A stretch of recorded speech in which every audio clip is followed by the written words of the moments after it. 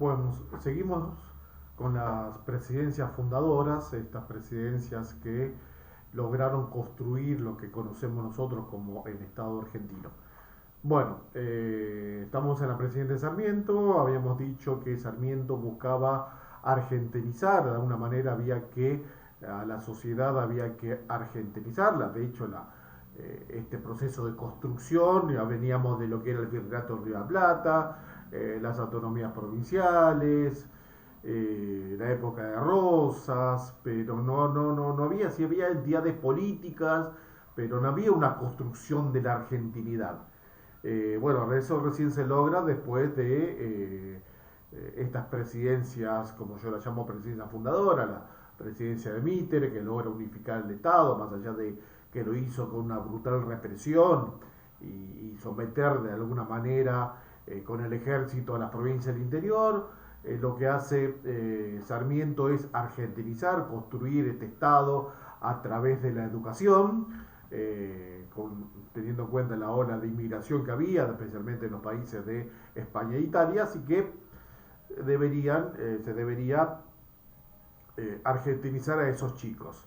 No solamente funda escuelas para niños, sino funda lo que es el Colegio Militar de la Nación y la Escuela Naval Militar, porque también era necesario formar a las Fuerzas Armadas. Tengamos en cuenta que las Fuerzas Armadas hasta ese momento eran grupos de voluntarios o levas forzadas, que bien hablan de Martín Fierro, ¿no? El leva significa reclutamiento forzoso eh, de personas, concretamente los gauchos, lo que Sarmiento llamaba mal entretenidos, vagos y mal entretenidos, ¿no? Aquellas personas, peones de campo y demás, digamos, de alguna manera no pertenecían a la ciudad, sino que vivían en el campo. Eso se lo reclutaba forzosamente para formar parte del ejército. Así que también era necesario tener en cuenta que los oficiales se formaban en el campo de batalla. De alguna manera, aquellos que tenían mayores recursos o los oficiales venían, no había una escuela de oficiales del ejército ni de la marina, se iban formando en el campo de batalla. Algunos, como San Martín, fue formado en Europa. Guillermo Brown era irlandés, no era argentino. Bueno, de hecho nadie era argentino en esa época todavía. Eh, Belgrano no tenía formación militar, simplemente era un abogado que bueno, había participado en las milicias de las invasiones inglesas. Rosas tampoco tenía formación militar, era un hacendado rico que bueno, tenía los grados militares por tener un grupo como los Colorados del Monte, que era un grupo de paisanos, de peones de campo que respondían a él. Entonces el Estado de alguna manera le daba esos títulos de brigadier o capitán o general, pero era por ciertas influencias, no era porque tenía ni se dedicaban a la carrera militar exclusiva. Eh, Sino que, bueno, a partir de ese momento, 1874 más o menos, la década del 70, de 1870, Sarmiento lo que crea es solamente, no solo las escuelas para los niños, sino la formación militar bueno, concretamente el ejército y la marina. Obviamente que la Fuerza Aérea no existía, obviamente hablando de 1870, porque aviones no existían todavía, así que obviamente la escuela de aviación militar no existía, obvio, es obvio. Pero sí la escuela de Colegio Militar de la Nación y la escuela naval militar. Bueno, así continúa este periodo de organización del Estado argentino y termina su mandato en 1874 Sarmiento y se postula nuevamente Mitre. Mitre y el contrincante era Nicolás Avellaneda. En las elecciones, tengan en cuenta que la ley Saspeña recién se sanciona en 1812, así que en esa época las elecciones no eran muy limpias, sino que eran tenidas de fraude generalmente. El voto era cantado, uno se acercaba a la mesa de votación como lo hacemos ahora, pero nada más que en vez de el voto secreto, el voto era cantado. El presidente de mesa le preguntaba: ¿usted por quién vota? Voto por fulano de tal. Y bueno, obviamente había partidarios de los dos bandos, o los dos bandos los dos bandos principales, digamos, y obviamente tomaban represalia contra aquellos que votaban al bando contrario. Si yo decía votaba Mitre, los partidarios de Avellaneda, al salir del lugar de votación, iban a tomar represalia conmigo y viceversa. Si yo votaba, por ejemplo, a Mitre, a Avellaneda, los partidarios de Mitre, obviamente que iban a tomar represalia conmigo. Por eso se soluciona recién con el voto secreto, universal y obligatorio, recién en 1812. Pero todavía estamos muy lejos de 1812, estamos todavía más de 40 años de que se sancione la ley. Bueno, Mitre pierde esas elecciones y Mitre lo que hace es no acepta su derrota. No acepta su derrota y otra vez vuelve la guerra civil.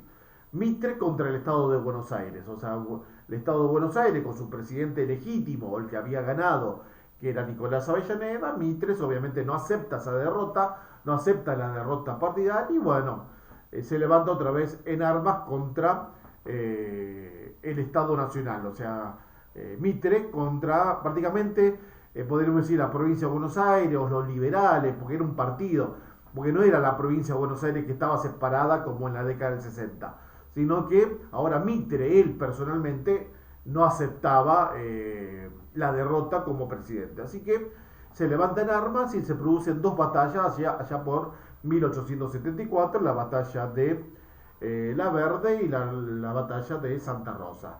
La batalla de La Verde fue allá por 25 de mayo, más o menos, la localidad 25 de mayo en provincia de Buenos Aires, mientras que la batalla de Santa Rosa, la batalla de Santa Rosa, fue en la provincia de Mendoza. Así que bueno, en estas dos batallas Mitre es derrotado y en definitiva ahí es donde asume Avellaneda como presidente. El hecho más trascendental de Avellaneda como presidente, más allá de seguir con la construcción del Estado moderno argentino, fue una tarea que venía postergada muchos años, que era la federalización de la ciudad de Buenos Aires. Si bien después de la batalla de Pavón en 1861, la capital, que era Paraná, se traslada a Buenos Aires, pero Buenos Aires seguiría siendo capital de la provincia. Por ende, necesitaba que las autoridades residan en el territorio federal. No, digamos, porque hasta ese entonces las autoridades nacionales no eran otra cosa que huéspedes de la provincia. O sea, las autoridades nacionales estaban prestando sus funciones en la capital de la provincia de Buenos Aires. Lo mismo que ahora, que si fuera, por ejemplo, que las autoridades nacionales estén gobernando desde La Plata, que es la capital de la provincia. Entonces, no, había algo que solucionar. O se nombraba una capital o se federalizaba Buenos Aires. Bueno, se opta por federalizar Buenos Aires. Obviamente, otro conflicto más. Ya estamos en 1880. Otro conflicto más porque, obviamente, Buenos Aires, la provincia de Buenos Aires, no quiere perder su capital. No quiere perder su capital. Así que, de alguna manera, la nación le roba, no roba, sino de alguna manera le saca la capital a la provincia de Buenos Aires y la convierte en capital de toda la Argentina como la conocemos hoy. Obviamente, ¿qué va a pasar? Buenos Aires no está de acuerdo con esto, la provincia de Buenos Aires no está de acuerdo con lo que le quiten su capital. Así que, otra vez, guerra. En ese momento, el gobernador de Buenos Aires era Carlos Tejedor. Se levanta en armas contra el Estado Nacional, contra la presidencia de Avellaneda, por la capital. O sea, Buenos Aires, la provincia de Buenos Aires, no quería entregar su capital, no quería entregar su capital. Y la nación argentina, como presidenta Avellaneda, quería de alguna manera sacársela. Bueno, de hecho hay la ley de federalización de Buenos Aires, que justamente es el 21 de septiembre de 1880, en donde, por ley del Congreso Nacional, la ciudad de Buenos Aires, que era el municipio, tengamos en cuenta que la ciudad actual ciudad de Buenos Aires está compuesta por tres municipios de la provincia de Buenos Aires, el municipio de Buenos Aires, propiamente dicho, que es lo que ahora sería el macro y microcentro, el partido de Flores y el partido de Belgrano. Esos tres municipios, así como nosotros tenemos municipios, pertenecían a la provincia de Buenos Aires. Esos tres municipios, el municipio de Buenos Aires, el municipio de Flores y el municipio de Belgrano, se unen y esos tres municipios se federalizan. Y así se conforman lo que hoy es la ciudad de Buenos Aires. Obviamente, para llegar a este punto en septiembre de 1880 tuvo que haber pasado, obviamente, batallas. Otra vez la guerra civil, y por suerte acá ya terminamos con la guerra civil, que empezó allá por 1810 y recién ahora en 1880 estamos terminando lo que es el periodo de guerra civil. Obviamente con combates. Los tres últimos combates de la guerra civil fue entre la provincia de Buenos Aires, que no quería agarrar su capital, y la nación argentina, que quería sacarle la capital a la provincia de Buenos Aires. Estas tres batallas ocurrieron todas en el mes de junio de 1880. O sea, en junio ocurrieron 4 batallas. La batalla de Barracas, el 2 de junio. Barracas es la actual entre Barracas y Avellaneda, lo que ahora es el destino del distrito de Avellaneda, que obviamente no se llamaba Avellaneda, se llamaba Barracas al sur. Te das cuenta que Avellaneda se llama Avellaneda por el presidente Nicolás Avellaneda, que en ese momento estaba en la presidencia. Obviamente en ese momento no se llamaba Avellaneda, se llamaba Barracas al norte, el riachuelo, lo que es el barrio Barracas ahora de la ciudad de Buenos Aires, y Barracas al sur sería lo que es ahora es el partido de Avellaneda.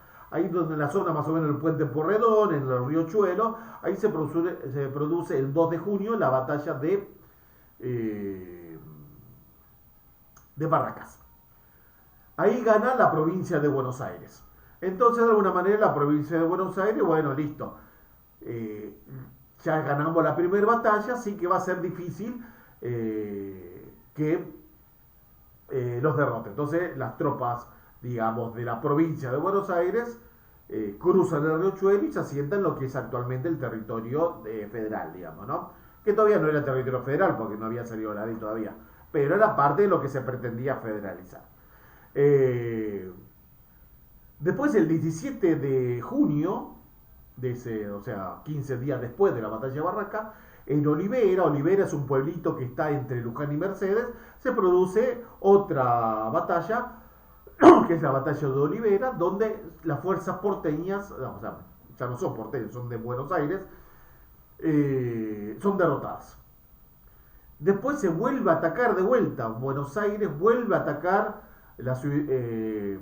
a la nación, en Puente Alsina, lo que ahora es Puente Alsina, lo que es Valentín Alsina y Pompeya, el 21 de junio, y al día siguiente, con una derrota de Buenos Aires, y al día siguiente, perdón, y al día siguiente, el 22 de junio, la batalla de Los Corrales, que actualmente es el Parque Patricios, ahí más o menos en las calles Caseros y La Rioja. Ahí en lo que es actualmente la plaza o el Parque de los Patricios, que es un campo, continúa siendo un campo, ahí se produjo la batalla de los Corrales Viejos, y el 22 de junio se da, por suerte, ahí se culmina la última batalla de la Guerra Civil, donde es derrotada las fuerzas de Buenos Aires. Así que la nación, con esta victoria en este conflicto, se ve de alguna manera ya derrotado Carlos Tejedor, gobernador de la provincia, y derrotado su ejército en campos de batalla. Digamos, la Argentina, al mando de Nicolás Avellaneda, logra federalizar la ciudad de Buenos Aires y la convierte, le saca esos tres partidos, Buenos Aires, Flores y Belgrano, le saca esos tres partidos a la provincia de Buenos Aires, los federaliza, lo convierte en capital federal para la sede del gobierno nacional, el gobierno federal.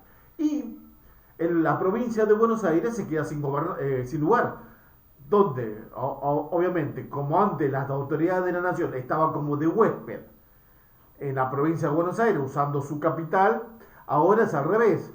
Las autoridades de Buenos Aires, de la provincia de Buenos Aires, o sea, el gobernador, estaban de huésped en la ciudad de Buenos Aires, donde estaba administrada de una manera ya por el gobierno argentino, el gobierno nacional.